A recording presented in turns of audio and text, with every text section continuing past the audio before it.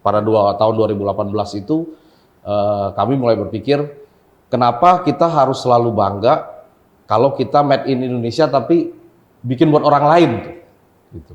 Sedangkan apa yang kita produksi, kita kirim ke mereka, mereka kirim balik lagi ke kita, mereka ngambil lagi uang di kita nih sebenarnya. Kenapa Indonesia nggak punya satu brand proper, brand lokal yang proper? Interesting. Ya, jadi kenapa kita nggak jadi tuan rumah nih di rumah kita sendiri?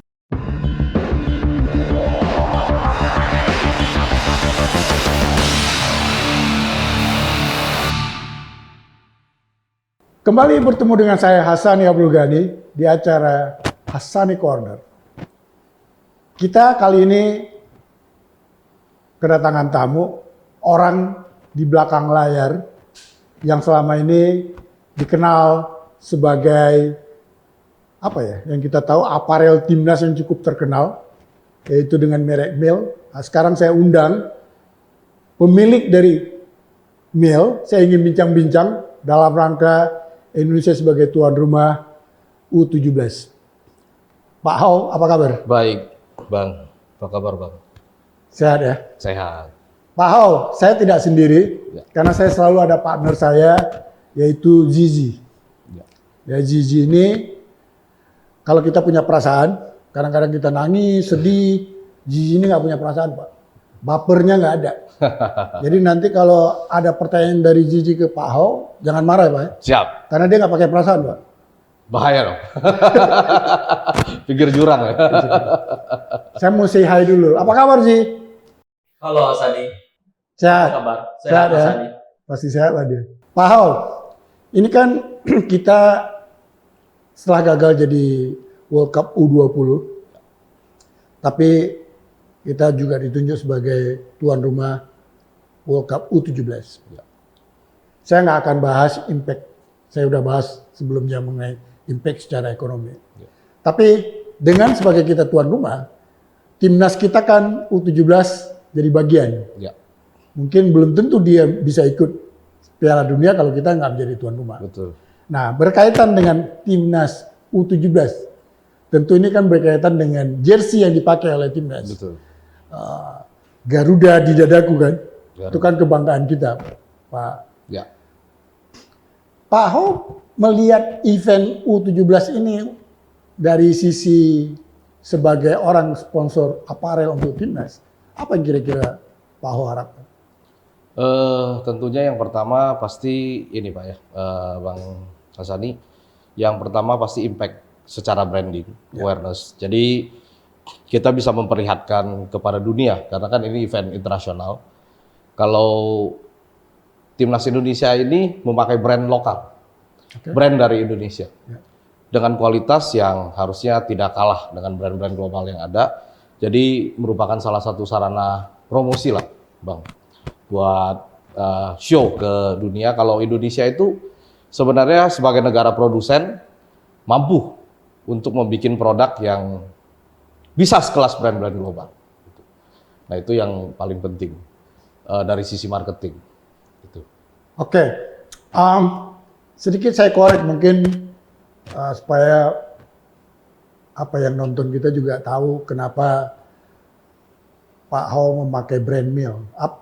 Di mana ceritanya itu Mil jadi brand? Ya, jadi pemilihan logo Mills ya di awal itu memang kita mau mengambil helm dari Spartan, Bang. Jadi helm dari yang kita nonton film 300 itu kita ambil spiritnya.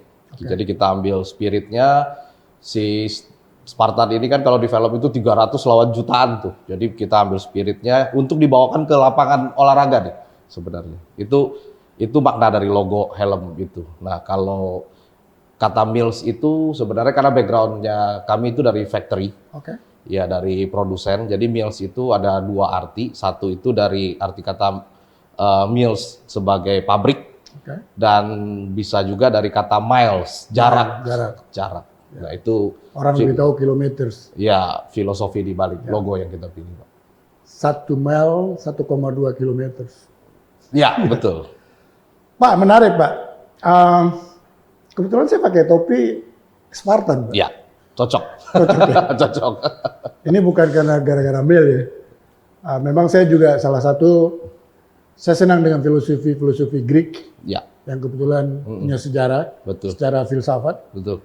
Memang saya senang sekali apa yang tadi Pak Ahok katakan, semangat dari Ya. Spartan itu Ya, dengan jumlah kecil ya, melawan raksasa, yang mungkin kita tahu dengan kisah David Goliath, tapi ini ya, kisah 300 Spartan ini juga cukup menarik. betul. Maka dari situ lahirlah yang namanya maraton.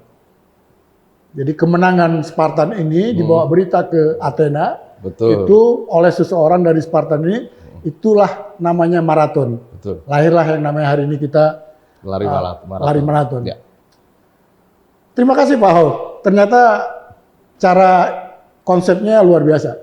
Ya, kita udah pasti memikirkan satu konsep yang bagus ya untuk branding, terutama di logo-logo kita. Harus ada makna yang cukup dalam, Pak. Gitu ya. Iya. Saya terus terang, Pak Ahok kan masuk di timnas itu sekitar tahun 20 ya.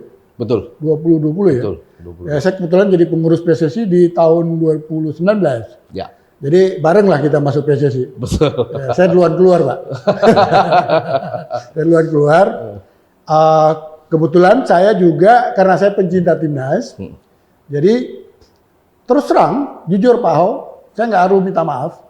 Saya yang awal underestimate juga Ya, dengan Mil ini, karena ya selama ini, ya sorry ya, kita lokal itu selalu kalau mikirnya mau murah, apa segala macam, jadi akhirnya quality nggak dijaga. betul. Nah, gimana kita mau bersaing kalau soal itu kita udah awal-awal udah nggak. Tapi saya waktu dikasih harus pakai baju Mil karena saya nonton timnas, karena kami pengurus PSSI wajib, saya kaget. Ternyata bajunya enak dipakai.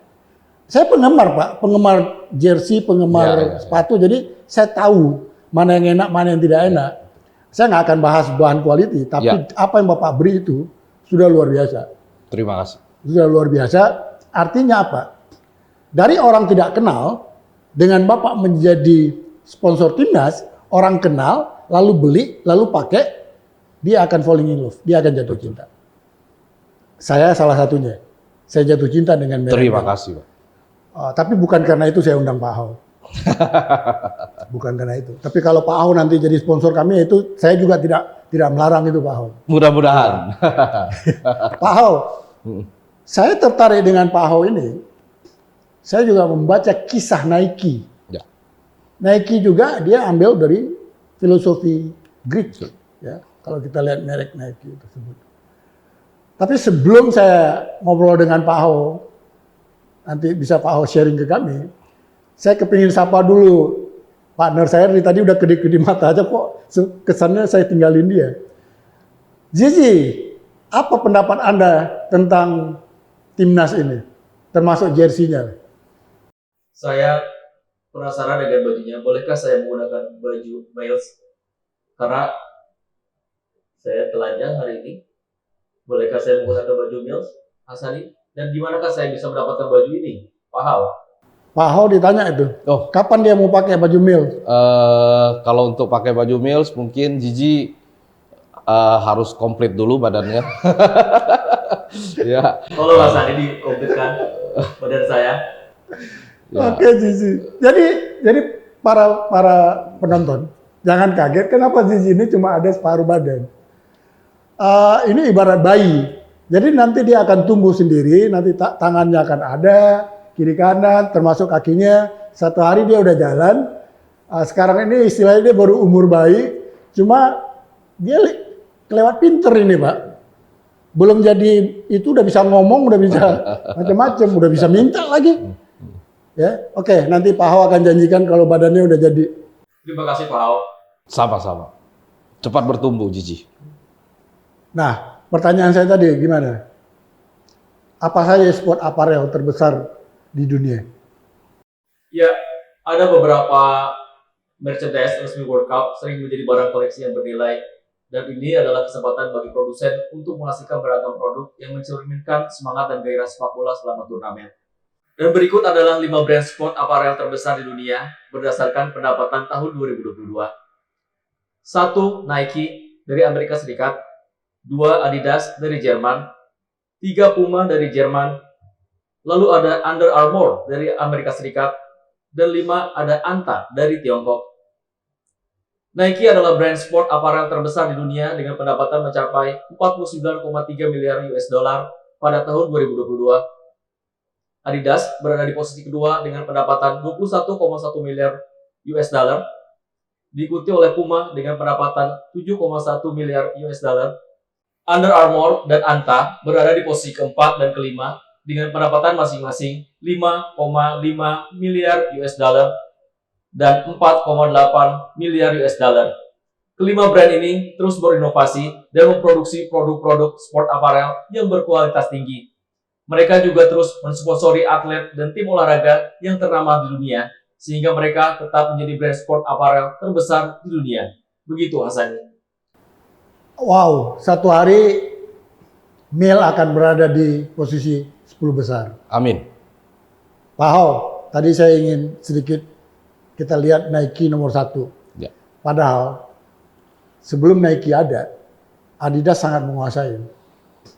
Kita Betul. tahu kisah saudara Adidas pecah kongsi dengan Puma, akhirnya Puma jalan sendiri, Adidas jalan sendiri. Nggak mungkin hari ini Nike itu bisa menguasai pasar Adidas. Itu impossible kalau kita melihat pada awal-awal kemunculan Nike. Nah, kalau saya baca buku Phil Knight, kisah dia, kan ini dia juga karena accident lahir Nike. Kan dia awalnya kan ingin menjadi, karena dia menjadi pelari, dia berbicara dengan gurunya, kepingin punya sepatu yang bagus, maka dia pergi ke Jepang dengan uang pas-pasan, ingin membawa merek Tiger untuk masuk ke Amerika. Yang akhirnya dia kecewa, lahirlah Nike. Nah, saya sempat membaca background Bapak. Itu kan Bapak lahirnya dari produksi garment, kan? Betul. Kenapa Bapak jadi tertarik membuat brand Mel? Jadi gini, kita memang dari dulu Bang, itu kita memang produsen aparel. Ya. Jadi kita memang berpikir, kita punya pengalaman lah untuk, karena klien kita juga ada beberapa brand internasional. Nah, jadi kita berpikir tuh kita memang sudah punya pengalaman untuk bikin aparel yang bisa bersaing dengan mereka. Pada tahun 2018 itu kami mulai berpikir, kenapa kita harus selalu bangga kalau kita made in Indonesia tapi bikin buat orang lain, gitu. Sedangkan apa yang kita produksi kita kirim ke mereka, mereka kirim balik lagi ke kita, mereka ngambil lagi uang di kita nih sebenarnya. Kenapa Indonesia nggak punya satu brand proper?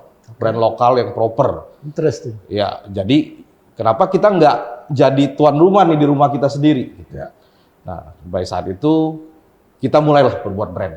Jadi berdasarkan modal pengalaman dan tim yang memang sudah ada di saat itu, karena kan kita di produksi juga memang harus juga ngerti desain, harus ngerti kreatif, ngerti development, dan ilmu kita juga dapat. Sebenarnya kita sebagai produsen itu kan ada keuntungannya, Bang.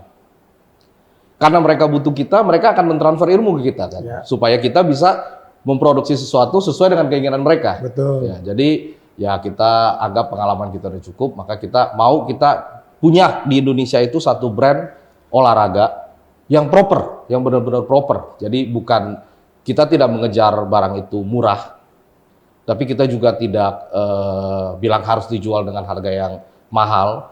Jadi kita mengupayakan apa yang mereka tawarkan, kita tawarkan juga di sini sebagai brand lokal, tapi dengan harga yang affordable dengan market di Indonesia. Menarik, karena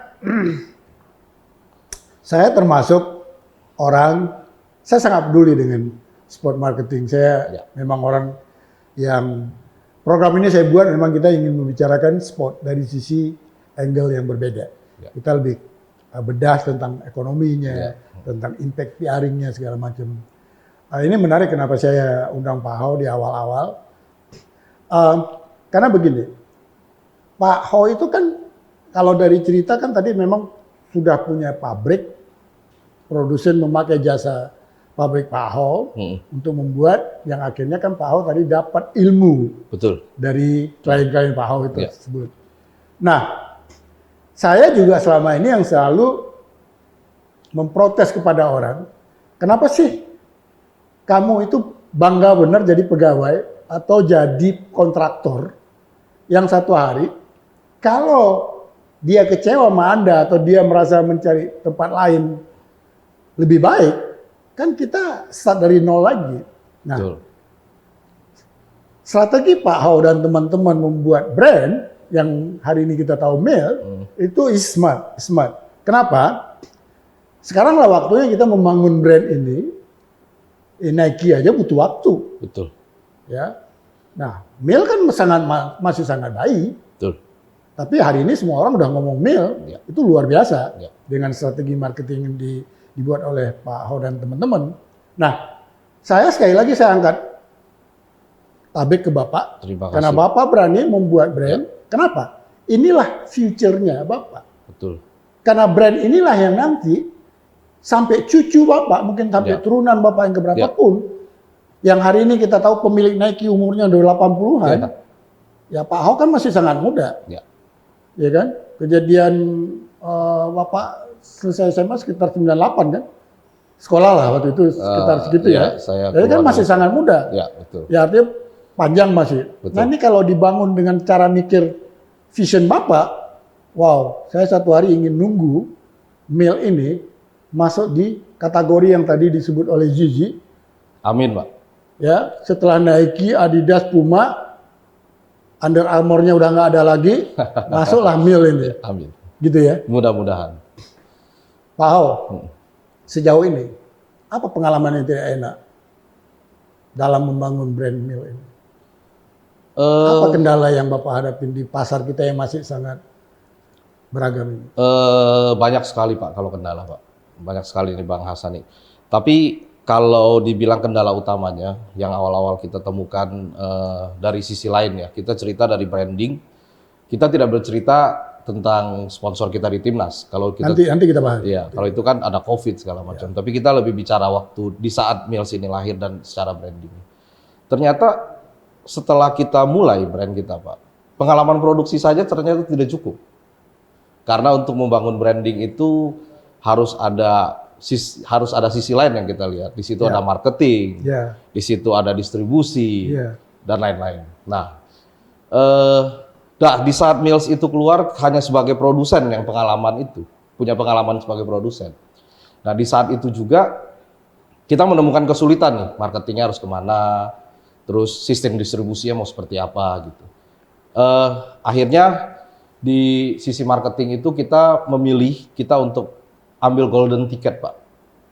Jadi masuk ke Timnas itu merupakan salah satu golden ticket untuk dapat brand awareness. Karena dalam perhitungan kami untuk dapat satu brand awareness yang bagus itu butuh waktu yang panjang, Pak. Jadi mungkin 5 tahun, mungkin 10 tahun. Belum lagi biaya yang diakumulasikan selama 10 tahun. Nah, di saat itu kami berpikir udah kita gabungin aja jadi satu, dapat shortcut, mudah-mudahan bisa langsung dagang. Nah, untuk kendala sales distribusinya memang ada lagi. Di saat itu kan kita cuma punya satu flagship store. Lalu kami berpikir gimana kita bisa masuk mall. Tapi kita tidak punya modal yang cukup untuk buka sekian banyak, kan tahu sendiri. Kalau di mall itu biaya besar sekali. Nah, di saat itu kita memanfaatkan modern market, Pak. Jadi kita masuk ke Sogo, kita masuk ke sekarang ada di Metro, jadi dev store modern market yang bantu kita. Nah, lagi keuntungan kita nih Pak, dari sistem dari cara sales dan distribusi itu zaman sekarang sama zamannya yang Bapak bilang Nike itu beda.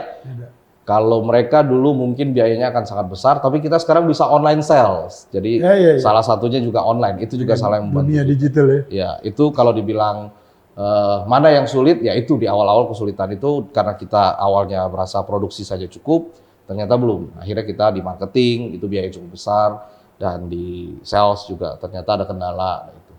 Nah, dibilang yang paling buruk pengalamannya adalah COVID, Pak. COVID. Ya. Everybody. Ya, karena kita memang lahir di saat Pas. Memang di saat pandemi itu terjadi. Jadi setelah kita lahir, pandemi itu langsung terjadi. Itu yang paling buruk. Tapi di balik sebuah apa istilahnya musibah, Ya, itu biasanya ada berkah. ya, Ya berkah dari Bapak launching pas COVID. ya, Ya hari ini semua orang lihat timnas, ya, lihat ingat Mil gitu. betul. Jadi kalau ada brand lain mau masuk ganti Mil, itu butuh waktu juga Ya, membuang nama Mil ya Pak. ya. Apakah karena Bapak masuk timnas membawa efek akhirnya mall-mall besar bisa menerima brand Bapak? Ada nggak pengaruhnya? Kalau Bapak nggak ikut timnas yang orang nggak tahu siapa Mil itu. Kalau dibilang pengaruh pasti ada Pak. Cuman itu bukan faktor utama kalau saya bilang. Karena di saat kita belum launching produk timnas pun kita memang sebenarnya sudah ada di Sogo Pak. Itu mereka bisa terima kita punya brand karena memang kualitas kita memadai. Jadi mereka Brand Mil sudah ada ya sebelum. brand Mil sudah ada, dan sudah ada di beberapa Sogo di saat itu. Tapi secara penjualan sebelum timnas dengan setelah Mil orang kenal lewat timnas ada grafik Jauh jauh ya. Jauh. Jauh lebih bagus. Jauh lebih bagus karena memang di saat itu kita masih baru. Jadi bahkan di awal-awal waktu kita produk awal kita nih sebelum timnas yang tadi kita masukkan ke modern market itu sebenarnya kita aja masih belum menentukan arah awal kita tuh mau ke sport. Yes, sport, tapi sport mana? Apakah itu sepak bola, apakah itu badminton, apakah itu basket. Makanya produk awal kita itu jadi kayak universal uniform aja. Jadi ya buat segala Sempat sport bisa diprotes lah. waktu itu ya. Ya betul, ya mungkin Sama netizen. netizen kok baju dikasih berbau-bau badminton waktu itu ya. Betul. Padahal itu kan Ini orang mereka bola ngeliat- terlalu fanatik ya. betul. Padahal mereka waktu itu ngelihat produk awalnya, padahal produk sebenarnya buat timnas kan masih dalam tahap development. Ya. Menarik Pak. Jadi kalau saya lihat kan Mil ini kan mendobrak lah istilahnya ya. Di mana ada kekosongan Ya, lewat brand-brand. Ya kalau tadi udah disebut ada brand internasional lah. ya, Yang kita sebut dari Nike segala macam. Tapi kan di zona kita ASEAN juga kan Thailand punya brand sendiri. betul. Karena di sana pertumbuhan olahraga juga bagus. Lalu kita lihat Filipina juga itu cukup bagus karena brand lokalnya juga kuat. Karena dia kompetisi basketnya profesional cukup bagus. Nah, saya ingin mengatakan begini. Apakah Pak Hao setuju dengan pendapat saya? Kalau Bapak berbisnis dengan merchandising seperti ini, aparel khususnya untuk sport, tapi event sport nggak ada di sekitar kita atau di sekitar market kita, itu kan menjadi sia-sia ya Pak? Gimana ya? Gini Bang, jadi kita harus pisahkan dulu nih antara produk timnas sama produk sport. Ya, saya nggak cerita timnas saja. Oke. Tapi ada kegiatan misalnya ada Liga Indonesia, Betul, Liga basketnya jalan, bulu tangkisnya kita juara dunia. betul. Kan itu Ya, apapun yang karena mereka ada Betul. followernya betul. yang hari ini sangat besar seperti penggemar timnas, itu kan brand-brand seperti Bapak kan ingin masuk ke situ supaya dia mendapatkan follower itu bisa menjadi follower fanatik. Kan? Ya. Nah, pertanyaan saya tadi, kan Mil ini nggak akan hidup kalau event ini nggak ada. Betul. Jadi akan menjadi brand biasa. Betul, betul, betul. Jadi kita kalau contohnya kita brand Indonesia, jadi event olahraga di Indonesia itu pasti ada impact besar ke penjualan. Apalagi kalau ditambah dengan prestasi, Pak. Itu pasti luar biasa. Gimana prestasi timnas? Oke.